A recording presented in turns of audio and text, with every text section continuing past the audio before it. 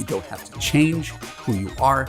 You might have to change your choice of men slightly to get the thing that you really want, instead of holding on to the idea that 40-year-old childless men who want families should also date 40-year-old childless women. Hey, this is Evan Mark Katz. Welcome back to the Love You podcast. Looking forward to today's conversation. I call it a dialogue, but let's be honest, it's more of a monologue. I don't need to talk at you. It's just the nature of the medium. And we're going to be wading into some dicey territory today. So I hope you could stick with me and trust me to provide a valuable perspective that maybe doesn't often get aired. So before we get into the podcast itself, I just want to remind you, the Love You podcast is listener supported, by which I mean you don't have to give us any money. We're not NPR.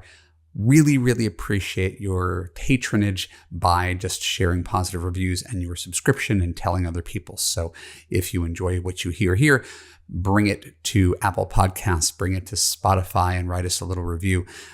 Subscribe on YouTube. Click on the little bell to get notified when new content comes out. Share one of these podcasts with a friend to make her think and hopefully get a more positive attitude about how to navigate the tricky world of dating and relationships. And that's really all I ask of you in exchange for hopefully what are thought-provoking ideas that will help you find the love that you deserve. So I try not to listen to too many podcasts on dating and relationships. I spend a lot of time doing this kind of stuff. And so for me, it's more interesting to listen to comedy, politics, murder, something other than this. However, when I'm going to appear on a podcast, as a guest, I always take the time to listen to podcasts. So I know who the host is and I know their worldview, and I can try to find a middle ground for us to meet. And usually that's pretty easy. I had an amazing 2 interviews with Natasha Chandel from Kinda Dating podcast, who's lovely and smart and funny. She's a comedian here in LA and she has a dating podcast. And I went to her home, and if you haven't looked up Kinda Dating, definitely check it out. But I listened to an old episode of hers and I literally had to write down what I was hearing while I was walking the dog because I thought it was so interesting. I never thought about it before because we all have our own little information bubble. So I'm going to share with you something I heard her share on a podcast on maybe it'll make you think. So she hypothesized that women have to be more aware when it comes to dating than men do for obvious reasons. And again, this is something I'm familiar with, and it's undoubtedly true. If you are a woman and you feel that you are potentially under physical threat every time you go out, because technically that is the case, you're going to be using all of your senses. You're going to have sort of a heightened perspective on the things that can go wrong, where men never go into dates worrying about, we worry about whether you're going to like us. We worry about whether you're going to find us attractive and be receptive to our kiss. We worry about putting our foot in our mouths. We worry about whether we think you're going to be a good fit for the future. But no man goes on a date worrying about his safety. And so women have this diffuse multitasking thing that you rightfully take pride in that guys just don't have. And it's important that men understand that this is what women go through. If I were a coach for men, I'd spend a lot of time talking about how men should be more understanding and respectful of women's issues around safety, because it's real and most men have a blind spot to it, including me when I was in my 20s and early 30s and I was dating. So let's establish that men have blind spots around dating about what it takes for women to go put themselves out into the world and want to be safe. And so that's why I was so surprised when I heard one of her guests talk about, and again, I'm going to flip it around, so hopefully you could stick with me, what she calls male privilege when it comes to dating. And we're talking about just understanding the opposite sex. So I'm saying here, men should really understand what it's like to be a woman. And then I'm listening to a woman who's kind of in this space as well, exhibiting a real lack of understanding for men. And that's where I'm going with this. And her suggestion is that male privilege exists in dating for men because our fertility doesn't end when we reach our early 40s. And her perspective was that men over 35 who are looking for younger women are somehow betraying their liberal bona fides, maybe, and that they're somehow anti-feminist.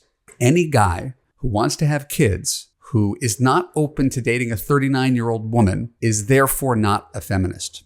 And that's male privilege. And I was hearing this and I was like, I'm really having a hard time even wrapping my head around what she's trying to say here. Again, and I'm sure she meant it sincerely, and I'm sure it's her earnest point of view. I just don't see what this has to do with feminism. And to her benefit, to her credit, Tasha, the host of the show, said her perspective, and again, she wasn't going to argue with her guest, was that men just want more time to make decisions in love, which really rang true with me. The idea that, hey, if you are a 38-year-old guy and you want to have 2 biological kids and you don't want to make any mistakes or rush into anything, it makes a certain amount of practical sense for you to say, date someone for a couple years and spend a year engaged, living together before you get married and start to procreate. And if a woman is 39 and a half, and by the way, my wife was 39 when we got married, that's real consideration for men. This has nothing to do with their support of feminism or equality. I guess there's a privilege in that our fertility is different, right? Like, I guess we're fortunate that we don't have ovaries that have a finite supply of eggs, and sperm is produced in somewhat unlimited, if diminished fashion over time. But it doesn't feel like an exercise of privilege to acknowledge the biological realities of it. Again, I've been doing this for 20 years. I dated 300 people. I've been married for 15 years. I've been coaching for 20 years. It's really hard to find an issue where I hear something that seems so dissonant that I feel the need to bring it up on a podcast. And again, maybe you agree with me, maybe you don't. It's fine. But I remember being a 34-year-old guy with an almost 38-year-old girlfriend who ended up being my wife, and being really panicked about it. Not because I was a privileged man, but because I was a guy who always wanted to be a dad, and choosing a girlfriend in her late 30s might impede my dream of finding a life partner that I could have the whole thing with. And I spent 16 months dating my wife. I would have loved to have dated her for 2.5 years before proposing, but because she was turning 39, I didn't have much of a choice. I fell in love with her and I took a risk, and we got lucky. She had kids at 41 and 42, just under the wire, without help with IVF and fertility doctors. But boy, I don't blame a guy who says, I don't want to take a chance of having kids at 41 and 42 and going through rounds of IVF. All things remaining equal, if I could choose a partner, it makes more sense for me to choose a partner between 30 and 35 who's open to me than to take a chance that I'm going to be able to get in under the wire. And any woman who doesn't understand that or respect that or disdains that, I feel like is giving a very uncharitable perspective on men. If we were to flip this whole thing around again, I would say, while I spend plenty of time talking about high achieving women, women with educations, being open to different kinds of men, when I say open to different kinds of men, I'm saying if you make $150,000 and he makes $90,000, you could still have a great life. But if a woman says, I don't want a guy who can't hold down a job, I don't want a guy who doesn't have a dollar to his name, I don't want a guy who could barely support himself and is living on a friend's couch, who has no ambition, no stable income, is that female privilege?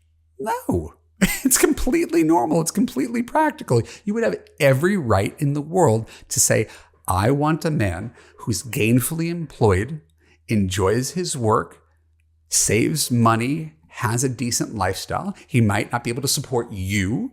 He might not do better than you.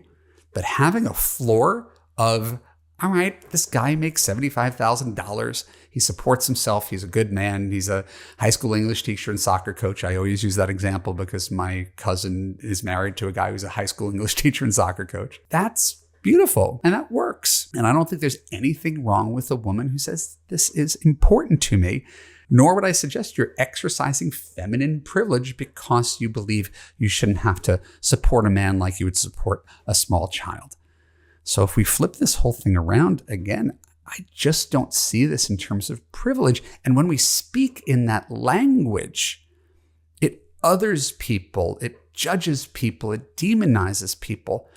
Any guy who is like an incel, who complains that women aren't sleeping with him, that's his problem. He needs to figure out how to become a more desirable man to women. He can't just yell at women.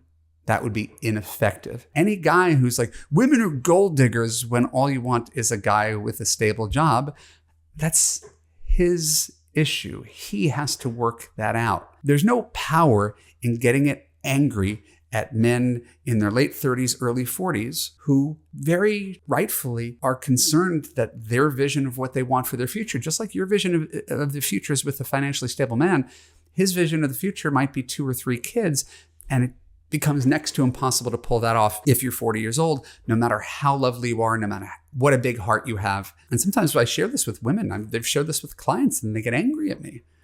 Like I'm not supporting them, like I'm not supporting their dream, like I'm saying there's something wrong with them. And there's not. I'm not saying there's anything wrong with anybody. I'm not blaming anybody for exercising their right to choose a partner for them. And you have much more power over the men that you choose to date than you do over wagging your finger at men who don't choose to date you. And so I would really encourage you, if you're listening to this episode and you're saying, why is he even saying this? This doesn't affect me. I'm not someone who thinks that, right? But I do have a lot of clients, right?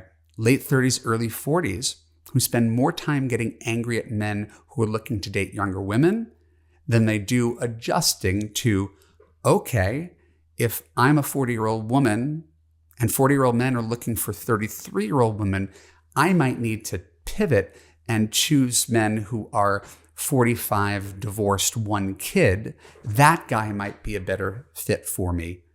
Right? A guy who already believes in marriage, a guy who already has family, wants to build family, right? Not the guy who's trying to start from scratch and still has his fantasy as well of what he's looking for. And sometimes as a dating coach, you have to be able to say these things out loud, even though it's not something someone wants to hear, even though it's not popular. Denying reality, whether you're a man or a woman, doesn't get you anywhere. And if I were coaching men and I were dealing with guys who were complaining that pretty women weren't giving them the time of day, or that women care about financial status, I'd be like, yeah, and what are we going to do? How are we going to give you more confidence? How are we going to get you a better job? How are we going to lose weight? How are we going to get you some experience? And how are we going to get you to choose women who appreciate who you are and what you do bring to the table, instead of getting angry at the people who are passing you up? So I think that's why I shared this thing, is that there's more power in not wagging your finger at all the perceived ills that men are guilty of, which may or may not be real. I want to acknowledge the validity of them, but that doesn't get us anywhere when we get angry at men for exercising their choices, any more than it gets men anywhere for getting angry at you for exercising your choices in what you want to date in men.